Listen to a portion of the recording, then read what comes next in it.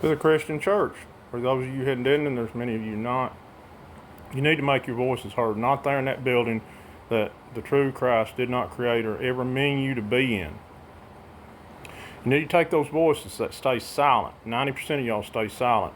Well, somebody who has no more knowledge of the vast universe than you do try to tell you what God says, and you're paying them to give you the constant reassurance of the truth instead of the truth, because most of y'all, as Jack Nicholson said, you can't handle the truth because you can't go outside. You got to go inside and do the work, and you just want to have somebody tickle your ears and have the constant reassurance of the truth instead of the truth.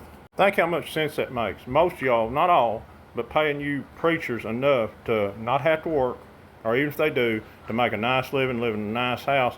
And while you're out there sweating and barely getting by to feed your kids and everything, they're out on the golf course. In a lot of cases, let's face it, you're paying enough money so they can have a little sweetheart on the side and do their thing. They don't care about you. They don't care. They just care about money. Make your voice heard. Well, Mitchell, what voices? Because y'all hadn't used them in so long because you sat quiet in the church. Those voices that say, bingo, at a church get-together when you are just playing games and not gambling. Get what I mean? Are the first ones to say, I'm first in line for Grandma's apple pie. And I got to admit, Grandma's pies are good. I'd say the same thing.